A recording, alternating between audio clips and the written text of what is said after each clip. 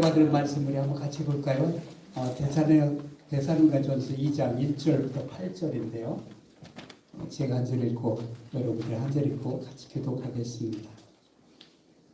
형제들아, 우리가 너희 가운데 들어간 것이 헛되지 않은 줄을 너희가 친히 아나니, 너희가 아는 바와 같이 우리가 먼저 빌립보에서 고난과 능력을 당하였으나 우리 하나님을 힘입어 많은 싸움 중에 하나님의 복음을 너희에게 전하였노라. 우리의 권면은 간사함이나 부정에 난 것이 아니요 속임수로 하는 것도 아니라 오직 하나님께 옳게 여기심을 입어 복음을 위탁받았으니 우리가 이와 같이 말하는 사람을 기쁘게 하려 함이 아니요 오직 우리 마음을 감찰하시는 하나님을 기쁘시게 하려 합니다. 너희도 알거니와 우리가 아무 때에도 아첨하는 말이나 탐심의 탈을 쓰지 아니한 것을 하나님이 증언하시느니라. 또한 우리는 너희에게서든지 다른 이에게서든지 사람에게서는 영광을 구하지 아니하노라. 우리는 그리스도의 사도로서 마땅히 권위를 주장할 수 있으나 도리어 너희 가운데서 유순한 자가 되어 유모가 자기 자녀를 기름과 같이 하였으니 우리가 이같이 너희를 사모하여 하나님의 복음은 아니라 우리의 목숨까지도 너희에게 주기를 기뻐하는 너희가 우리의 사랑하는 자 됩니다. 아멘. 제가 섬기는 교회에 몇 주 전에 큰 사고가 있었어요. 새벽 예배를 드리고 나 기도하는 시간에 어떤 술 취한 사람이 와가지고 별의별 욕을 다 하면서 난리를 치는 거예요. 그리고 이제 나가다가 화가 난다고 카페에 있는 그 기물을 파손도 시키고, 그분이 누구냐면 저희 교회 등록한 지 몇 달 안 되는 분입니다. 처음에 어떻게 교회를 오게 됐느냐면 그 아들이 친구 따라 교회를 왔어요. 내가 너무나 좋아하고 놀러 가자고 해도 안 가고 교회를 오는 거예요. 그래서 그 부모들이 도대체 어떤 교회인가? 이분들은 처음 교회에 나왔어요. 처음으로 교회 가보고 애 때문에 어떤 데인가 하고 이제 왔다가 이제 교회를 다니게 되었는데, 근데 이 남자는 늘 뭐냐면은 가족을 중요시 여기고 다 쉬는 날은 함께 여행도 가고 놀러도 가는 이런 사람인데, 이거 웬걸 아내와 애들이 교회에 미쳤네. 또 그럴 것이 그 부인은 이제 저희 교회는 목장 시스템이기 때문에 함께 들어오면 조인해가지고 함께 식사하고 그 그룹들이 매주마다 한 번씩 만나는 그런 모임을 갖거든요. 그런데 이 부인이 그 새로 오고 관심을 주고 자기가 이해한 걸 막 들어주고 그러니까 너무나 좋은 거야. 그러니까 놀러 가는 것도 싫은 거야. 그리고 아이도 그렇죠. 이제 맨 놀러 가지만 부모들 맞춰서 따라가기 싫었던 거야. 교회라는 거 처음 보니까 너무 좋은 거예요. 근데 놀러 가래도 안 가지, 또 교회 성경 공부했다고 가지, 세미나에 가지, 주일날 가지. 이 남자가 이제 화가 난 거예요. 그러니까 믿지 않는 친구들이 그 교회 한번 빠지면 난리 난다. 가정이고 여자 한번 빠지면 가족이고 뭐도 없다. 이런 식으로 마치 이단들의 행태를 이 사람은 교회로 똑같이 보고 있는 거예요. 그래서 자꾸 이제 아내하고 아이들한테 설득을 해도 안 듣고, 그러니까 이 사람이 이제 그 교회 다니면 안 돼 하고 계속 방해를 해도 듣지 않는 거예요. 이 남편이 이제 술을 먹고 이제 화가 나니까 깽판을 켜놓으면 지가 부끄러워서 해도 못 나오겠지 하는 이런 착심을 하고 와가지고 갈래를 친 거예요. 정신병자더라. 이러면서부터 막 욕을 하는데 기도하다가 깜짝 놀랐죠. 이것뿐만 아니라 교회 카페에 기물까지 파손을 시켜놓고 이런 일이 벌어지니까 그 와이프가 이제 그 나중에 수요 예배 때 저녁에 왔는데, 교회도 센 사람들 있죠. 겁을 준 거야.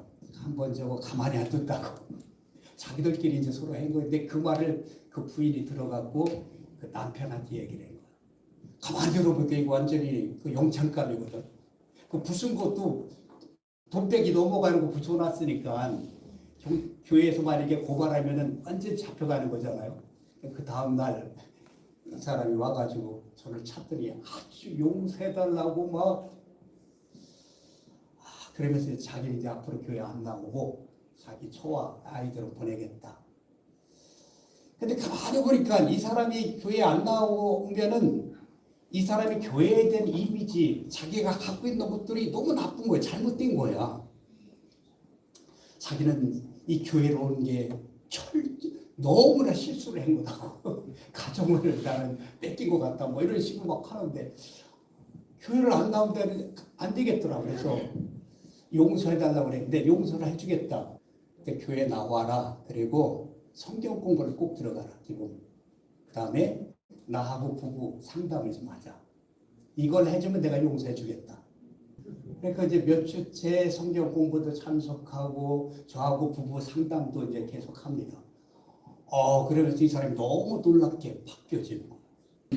그러니까 이 사람이 보니까 이제 아버지도 일찍 8살 때 돌아가셨다고 그러니까 남편이 뭐고 또 가장이 뭐고 이런 걸 전혀 몰라요. 그래서 이제 그런 것부터 하나하나 자기하고 한마디면 다 틀린 거예요. 내가 틀린 게 아니라 다른 거다. 하나님은 남자하고 여자를 만드는 것도 다르게 만들었어. 그래서 이제 남자는 흙으로 만들고 여자는 뼈로 갈비뼈로 만들지 않았더니 이런 식으로 하면서 하나하나를 얘기했더니 아주 놀랍게 또 변화가 되고 또 이들이 참 놀라운 게 뭐냐면 함께 기도하는 것들이 응답들이 많은 거예요. 그래서 조금씩 하나님을 알아가고 이 변화되는 모습에 너무 이제 하나님께 감사를 하고 있습니다. 오늘 우리가 읽은 데살로니가 교회 여러분이 너무나 잘 알죠. 이 교회는 너무나 훌륭한 교회예요. 그래서 이 소문이 각처에 이렇게 났다고 그랬죠.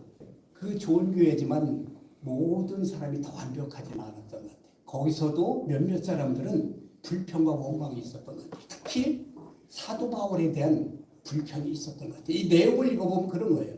야, 사도 바울 감옥에도 갔다며? 원래 이제 말이라는 것은 자꾸 부풀려 있고 지생각대로 얘기하잖아요. 무슨 잘못을 했길래 그 빌립보에 감옥에까지 가? 야, 그 사람 전과자 아니야? 뭐 이런 식으로 얘기를 하는 거죠. 그래서 바울이 거기에 대한 변명이 뭐냐면 2절 한번 같이 읽어보겠습니다. 너희가 아는 바와 같이 우리가 먼저 필리포에서 고난과 능욕을 당하였으나 우리가 하나님을 힘입어 많은 싸움 중에 하나님의 복음을 너에게 전하노라. 그 필리포에 감옥에 간 것은 내가 잘못해서가 아니라 복음을 전하다가 그랬겠다. 그 사도 바울에 대해 잘못 오해하고 있는 게 또 뭐냐면 이 사람은 굉장히 간사한 사람이다. 이 사람 앞에서 이 말하고 저 사람 앞에서 저 말하고 막 이 말을 막 하는 거예요. 그 말이 뭐냐면 그게 바로 3절에 뭐라고 그랬냐면 우리의 권면은 간사함이나 부정에서 난 것이 아니고 속임수로 하는 것도 아니다. 이 부정이라는 건 뭐냐면 율법에 대한 것을 말하는 거예요. 아니 뭐 이 사람들에게는 율법을 안 지켜도 구원받는다고 그러고 왜 그렇게 거짓말을 하는 거야? 막 이런 말을 하는 거예요. 그랬더니 우리가 율법을 지켜서 구원받는 게 아니라 은혜로 말미암아 구원받는 거예요. 성경에 그렇게 했기 때문에 복음이 그렇기 때문에 내가 얘기한 거지 내가 사람 비유 맞추려고 이 말하고 저 사람은 저 말한 게 아니다 하는 것들을 이렇게 변명을 하고 있는 거예요. 자, 그럼 또 이제 사도 바울에 대한 얘기는 뭐냐면 저 사람 저렇게 뭔가를 하는 것은 탐심이 있어. 제 나름대로 욕심이 있어서 그런 거야. 거기에 대한 또 변명이 또 뭐냐면 5절에 한번 같이 읽어보겠습니다. 너희도 알거니와 우리가 아무 때에도 아첨하는 말이나 탐심의 탈을 쓰지 아니하는 것을 하나님이 증언하느냐. 내가 어떤 뭐 꿈꾸이 내 욕심이 있어서 내가 이런 일을 한 것이 아니다 하는 것을 하나님이 하신다. 이렇게 변명을 하는 거예요. 사도 바울은 왜 이렇게 변명을 하냐면 그것이 오히려 교회의 부흥에 거침돌이 될까봐 또 성도 연약한 성도들에게 시험이 될까봐 이 변명을 하는 것을 볼 수가 있어요. 그러면서 이 변명을 하면서 사도 바울이 이제 스스로 자신을 바라보는 거죠. 내가 뭐 때문에 이렇게 변명하면서 이 사역을 하고 있지? 이걸 좀 돌아보는 거죠. 4절에 한번 같이 읽겠습니다. 시작. 오직 하나님께 옳게 여기심을 입어 복음을 의탁받아. 여기에서 자기 정체성을 아는 거예요. 내가 이렇게 하는 이유가 뭐야? 그것은 바로 하나님께서 나를 옳게 여겨 내가 복음을 의탁받았다는 거예요. 내가 왜 이 일을 하나를 그는 자기의 정체성과 자기가 스스로 고백을 하는 거예요. 나는 복음을 위하여 의탁을 받았기 때문에. 여러분 참 이것이 굉장히 중요해요. 의탁을 받았어요. 사실은 이것이 없으면은요, 우리는 이 사역을 하기가 되게 힘들어요. 여러분 왜 이 자리에 와 있어요? 왜 FMH 선교에 여러분 소속되고 있습니까? 내가 하고 싶어서? 내가 좋아서? 물론 그것도 이유가 되지. 그러나 여러분 확신합니까? 하나님이 나를 이곳에 보냈다는 확신. 여러분 그것이 없으면요 못합니다.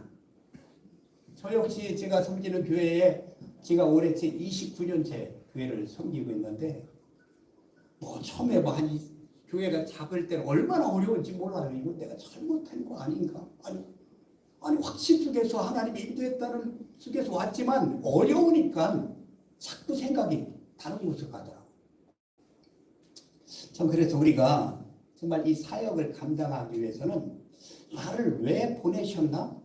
내가 좋아서가 아니라 하나님이 나를 이 FMC 선교에 나를 보낸다는 확신이 있어야 될 줄 믿습니다. 그래야지 흔들리잖아요.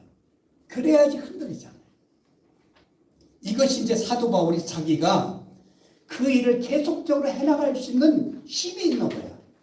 그 어려움, 그런 오해 속에서 하나님이 나를 택하여 복음을 위탁했기 때문에 나는 이것을 한다는 그런 확신을 갖게 되는 것입니다. 그러면서 그가 그 삶의 태도를 보면은 4절에 후에 뭐가 나오냐면 오직 하나님께 옳게 여기심을 입어 복음을 위탁받았으니 우리가 이와 같이 말함은 사람을 기쁘게 하려 함이 아니요 오직 우리 마음을 감찰하시는 하나님을 기쁘시게 하려 합니다. 자기 정체성을 알으니까 그렇다면 내가 해야 할 일은 뭐야? 사람을 기쁘게 하는 게 아니라 하나님을 기쁘게 해야지. 이거 굉장히 중요해요. FMC 스태프들 선교사들 보면은 막 그 주에 믿지 않는 사람이나 믿음이 덜한 사람들이 자꾸 너는 뭐 하는 거냐 이런 식으로 하면서 할 때 굉장히 낙심이 되고 힘들고 어려워요. 그러나 그때마다 내가 누군가 내가 누군가를 좀 한번 나의 정체성을 한번 좀 다시 생각해 보는 것이 우리가 꼭 필요할 줄 믿습니다. 그렇다면 내가 사람을 기쁘게 하려? 아니지. 나를 부르신 하나님을 기쁘게 해야 되잖아. 이제 바울이 그 일을 계속적으로 할 수 있었던 것은 하나님 나를 보내셨다는 확신, 그렇기 때문에 그 삶이 흔들리지 않았던 거예요. 그러면서 그는 그렇게 해서 어떻게 했나 6절을 이렇게 이야기합니다. 한번 같이 읽겠습니다. 또한 우리는 너에게서든지 다른 이에게서든지 사람에게서든지 영광을 구하지 아니하노라. 근데 우리가 내 영광을 취하려고 할 때는 많이 갈등이 일어나요. 그래서 나에게 이익이 안 됐다면 안 하고 이제 포커스가 나가 돼. 하나님이냐 나야 이 싸움 같아요. 이 사역은 더 그런 것 같아. 하나님이냐 아니면 나냐 이거예요. 그래서 내가 나에게 이익이 안 되고 나에게 영광이 안 되면 나 못해 이거. 이제 이것이 이제 우리를 지속적으로 사역을 감당하지 못하게 하는 그런 이유인 거 하나요. 자 그렇다면 우리가 하나님을 기쁘시게 하면은 하나님만 영광이 되면 되지 하나님만 영광이 되면 그것만이 아니라 이 사도 바울의 또 하나의 그 삶의 그 태도를 한번 보면 7절이 나오는데 우리 한번 같이 읽어보겠습니다. 시작.